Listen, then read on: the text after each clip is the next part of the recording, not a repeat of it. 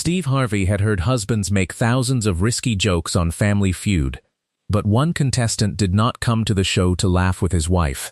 He came to laugh at her. At first the audience played along. Then the jokes became insults.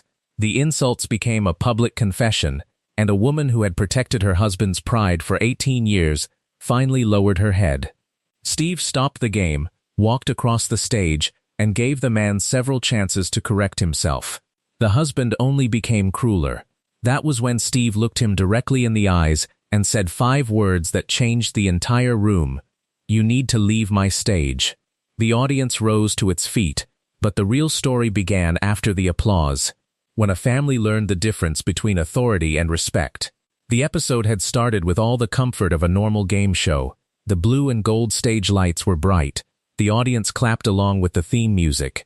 2 families stood behind their podiums, smiling as if this would become one of the happiest memories of their lives. On the left was the Bennett family from Ohio. On the right was the Carter family from Georgia. Steve walked onto the stage, straightened his suit, and welcomed everyone with his familiar grin. Nobody watching could see the pressure hidden behind one couple's smiles. Nobody knew that Marcus and Renee Carter had argued in their hotel room until almost 3 in the morning. And nobody knew that a single survey question was about to pull 10 years of pain into the open. Angela Carter was 42 years old and worked as a school office manager.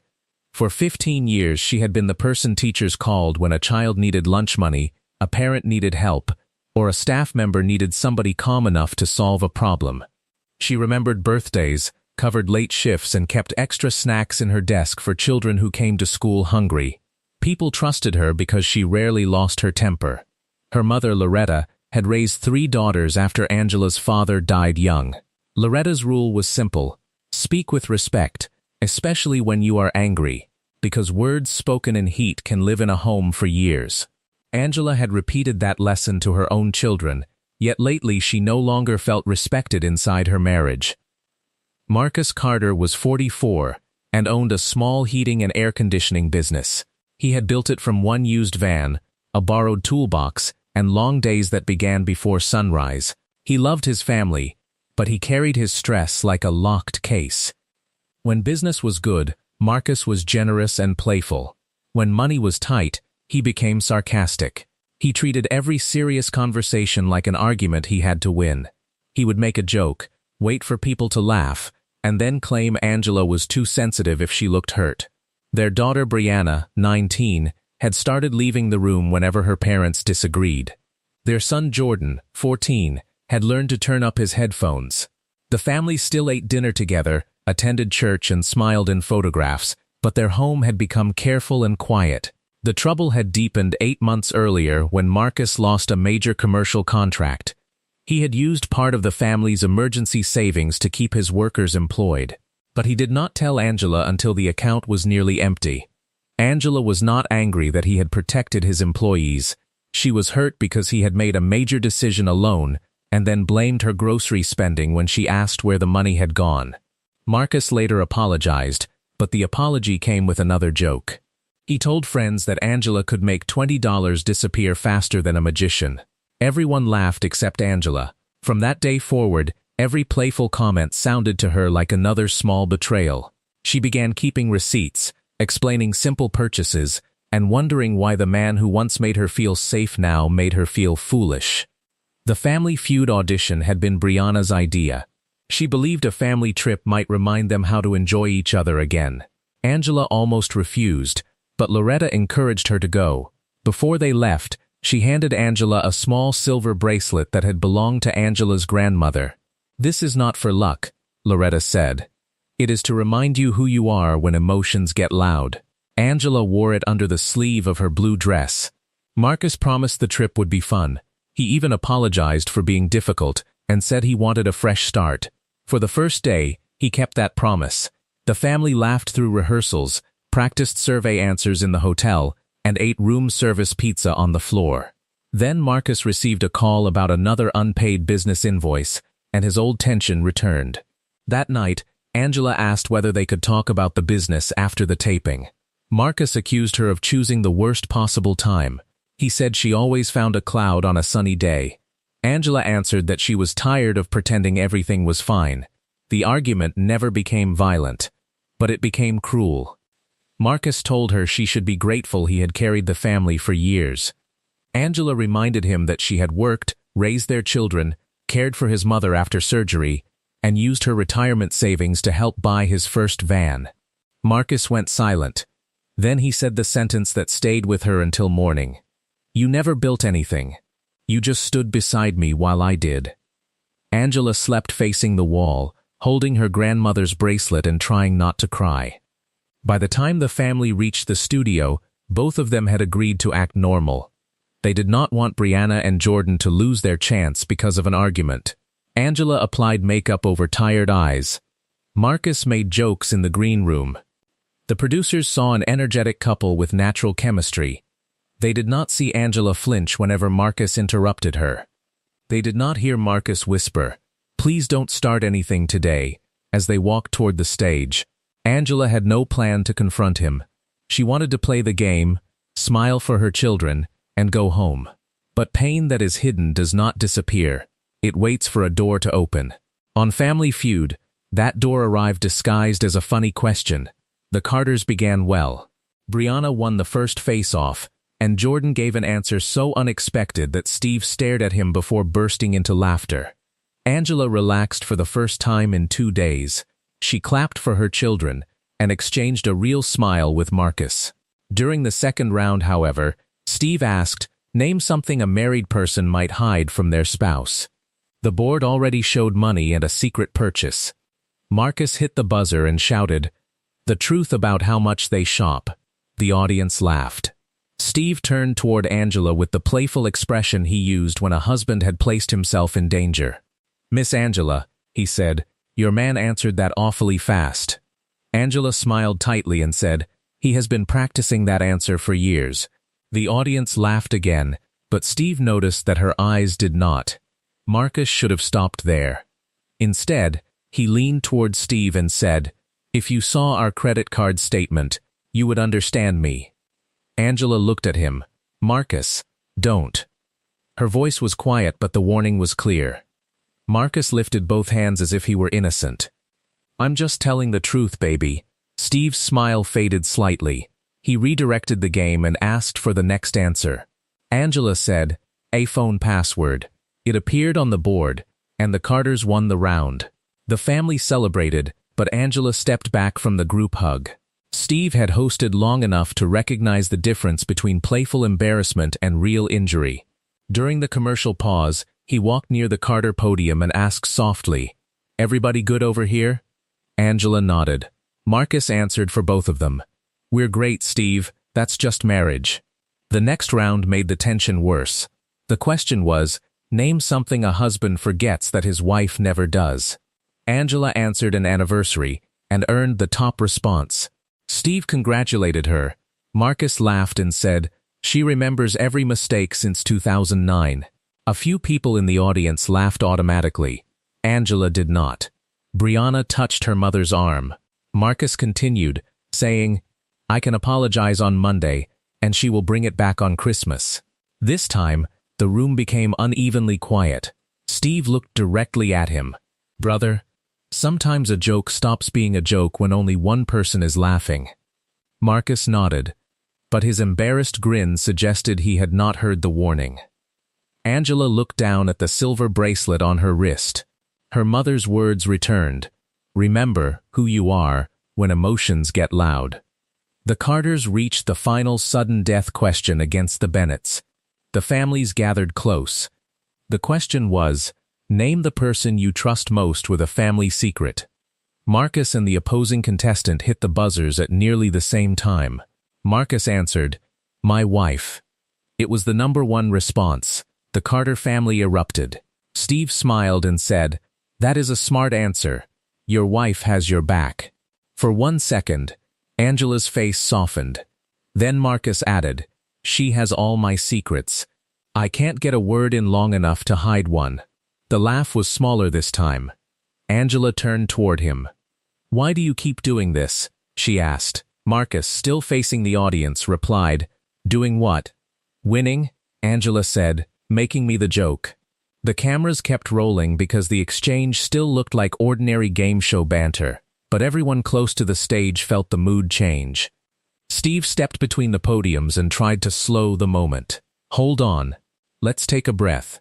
Marcus shrugged. "Steve, she knows I love her. She just gets emotional." The word emotional struck Angela harder than the jokes. For months, Marcus had used it whenever she questioned the money, the insults, or the silence in their home. It turned every concern into a flaw in her character. Angela said, "I asked you before we came out here not to embarrass me." Marcus replied, "And I asked you not to ruin this for everybody." Brianna whispered, "Dad, stop." Jordan stared at the floor. The audience was completely silent now. Angela's hand tightened. She took one step toward Marcus and said, "You spent our savings without telling me, then told people I was the problem." Marcus's face changed. The private argument had become public. The studio remained silent after Marcus called the game a courtroom. Angela did not answer. She simply stared at the podium, and that quiet response disturbed Steve more than an argument would have. He had seen people become silent when they no longer believed their voice would matter. Steve stepped between the couple and asked Marcus to look at his wife. Marcus glanced at her, then back at the audience. "She knows I'm playing," he said. Steve replied, "No, sir. She knows you're hiding disrespect inside humor." Marcus laughed again, but nobody joined him. The laughter he had depended on was gone, leaving only the words themselves. Steve asked Angela whether she wanted to continue. Before she could answer, Marcus said, "She'll continue. She loves attention." Angela closed her eyes. Brianna whispered, "Dad, please stop." Jordan moved closer to his mother. Steve raised one hand. "I asked your wife."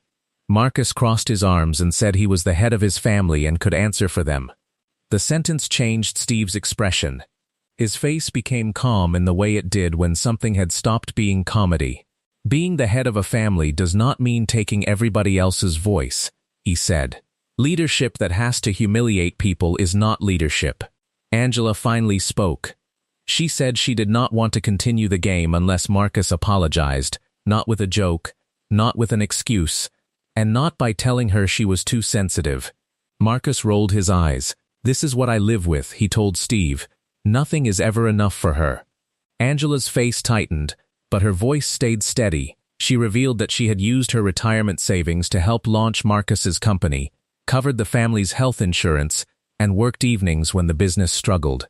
Yet Marcus told friends she had never built anything. "I did not come here to embarrass him," she said. "I came because our children wanted one happy memory." Brianna began to cry. She told Steve that the family had practiced for weeks because she hoped the trip might help her parents reconnect. Instead, the same pattern from home had followed them onto the stage. Marcus dismissed her concern. "Children always think they understand grown business," he said. Brianna answered, "I am 19. Dad, I understand when Mom waits until you leave the room before she cries." Jordan admitted that he avoided inviting friends home because he never knew when a harmless conversation would become a joke at Angela's expense. The humiliation was no longer one bad television moment. It was a family system finally being described aloud. Steve gave Marcus a final opportunity. "Your wife and your children just told you they are hurting. This is the moment to listen." Marcus looked around the stage, surrounded by people who expected humility. Instead, he chose pride. He pointed at Angela and said, "She put them up to this. She has spent years turning my own kids against me." Angela shook her head. Marcus continued, "Without me, none of them would have the house, the clothes, or this trip. They should be thanking me instead of performing for sympathy." A few people in the audience gasped. Steve took one slow step toward him. "Let me tell you what I see," Steve said. "I see a woman who helped build your life and children who are begging to respect you. But every time they reach for you, you hand them another reason to pull away." Marcus interrupted and said Steve did not know the whole story. Steve agreed. "I do not know everything in your home, but I know what you have chosen to show us here. I asked you to stop. Your wife asked you to stop. Your daughter asked you to stop. And you decided your pride was more important than all three voices. Marcus smirked and muttered that television hosts always took the woman's side because it earned applause. Steve did not raise his voice. He pointed toward the stage exit and delivered 5 words, "You need to leave my stage." Marcus's smirk disappeared. He asked whether Steve was serious. Steve repeated the direction without performing for the audience. Security moved closer but did not touch Marcus. The room stayed quiet as everyone waited to see what he would choose. Marcus looked at his family, perhaps expecting them to follow. Angela remained beside the podium. Brianna held her mother's hand. Jordan stared at his father with tears in his eyes. For the first time, Marcus discovered that control stopped working when the people around him stopped protecting it. Marcus walked toward the exit, then turned and said, "Fine, let them finish without me. They always think they can do better." Steve answered, "This is not about finishing the game." Marcus left, and the stage doors closed behind him. Only then did the audience stand. Steve raised both hands and asked them not to celebrate another man's humiliation. "We are not cheering because a family is hurting," he said. "We are standing for the line that should not have been crossed." The applause changed from excitement to support. Angela cried, but the tears were not triumphant. They were the exhausted tears of someone whose private reality had finally been believed. Steve stopped production and brought Angela and the children backstage. He made it clear that removing Marcus was a safety and dignity decision, not a verdict on the marriage. A counselor associated with the production met with the family. Angela expected everyone to tell her to leave Marcus immediately.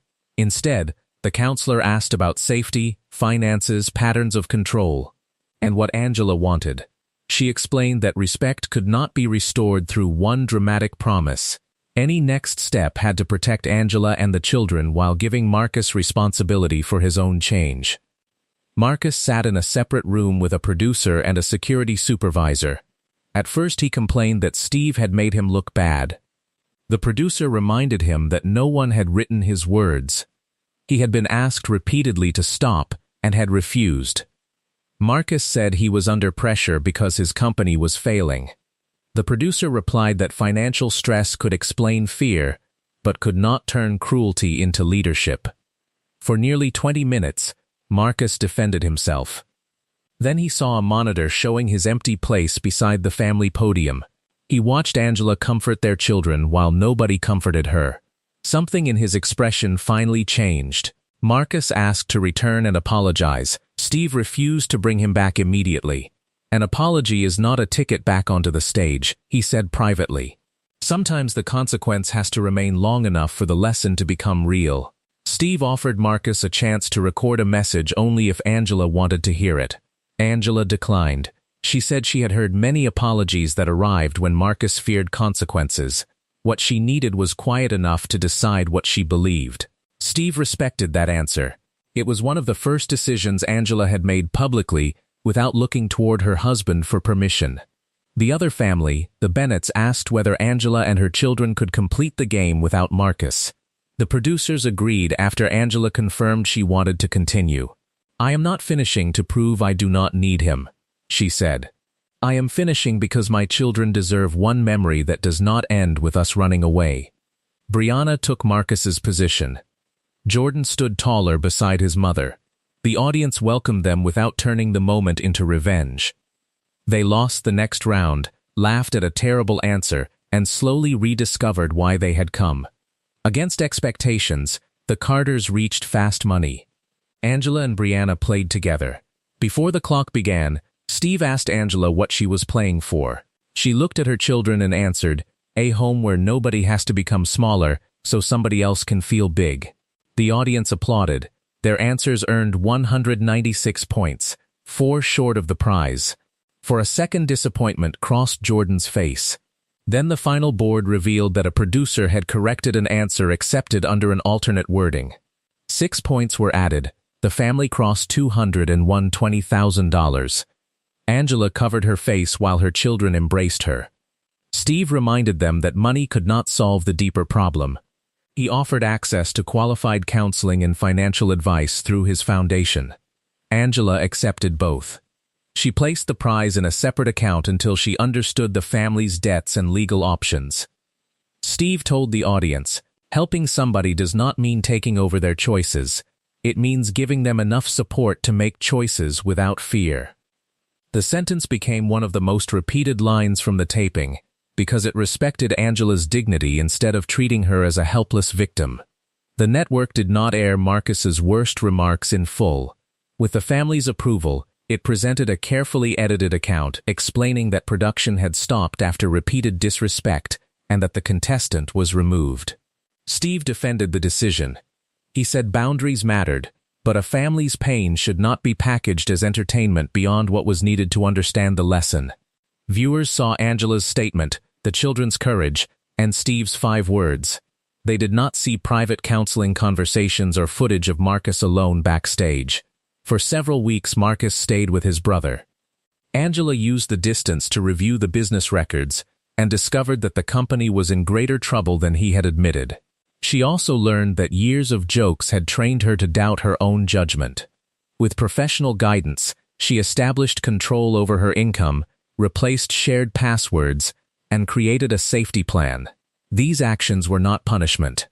They were the practical foundation of choice.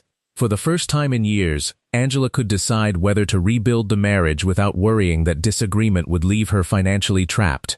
Marcus began individual counseling reluctantly. During the first sessions, he focused on Steve, the audience, and the embarrassment of being removed.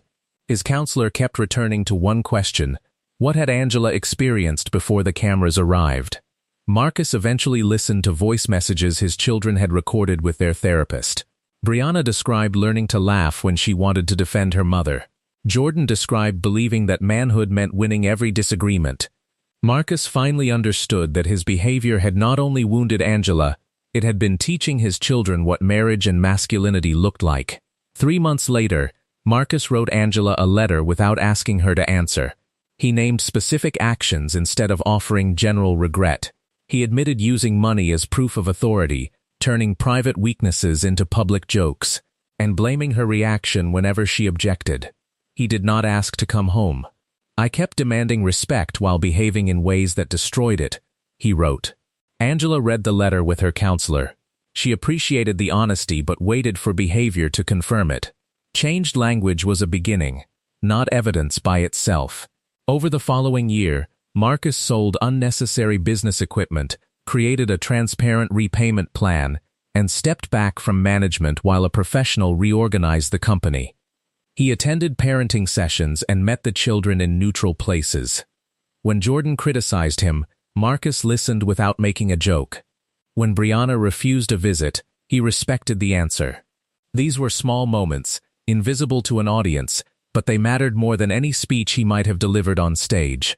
Humility became something he practiced after the applause was gone. Angela chose a legal separation while the family healed. She did not announce whether reconciliation would ever happen. "My story is not valuable only if the marriage survives," she later said. "The victory is that our home became honest and safe." She continued working at the school and completed a certification in office administration. With part of the prize money, she rebuilt the retirement savings she had used for Marcus's first van. Brianna returned to college. Jordan joined a mentoring program where men taught boys that strength included apology, patience, and emotional responsibility. A year after the taping, the family recorded a brief follow-up. Marcus appeared separately and accepted the decision to keep physical and emotional distance. He thanked Steve for removing him, though he admitted it had taken months to mean those words. "I thought he ended me," Marcus said.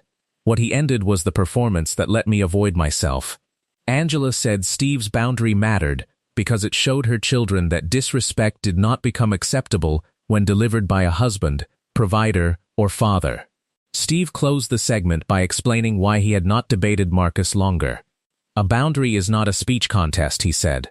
"Once a person understands the line and keeps crossing it, you stop explaining and act."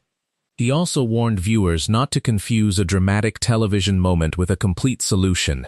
Removing Marcus from the stage protected dignity for that hour. Counseling, financial independence, honest parenting, and consistent accountability changed the years that followed. The 5 words mattered because they opened a door. The family still had to walk through it. The Carter children remembered the day differently from the public. Viewers remembered Steve pointing toward the exit. Brianna remembered her mother answering a question without being interrupted. Jordan remembered the audience refusing to laugh. Angela remembered standing at the podium after Marcus left and realizing she had not disappeared with him. That realization became the beginning of her new life, not a life built on revenge, but one built on the belief that love and respect had to exist together. Years later, Steve said the moment taught him that comedy carried responsibility. Family Feud invited people to laugh at the strange truths of family life, but laughter could never become cover for cruelty. A good joke allowed everyone to return to dignity. A cruel joke required one person to surrender it. Marcus had believed the audience's laughter proved he was right. When the laughter stopped, he had to hear the words he had been saying all along. The lasting lesson was not that one television host defeated a disrespectful husband. It was that a wife's voice was finally given room, children were allowed to tell the truth, and a man faced consequences without being denied the possibility of change. Steve's 5 words ended Marcus's time on the stage. They did not end his life, his fatherhood, or his chance to become better. They ended the moment in which everyone else was expected to become smaller for his pride. And for the Carter family, that ending was the first honest beginning they had known in years.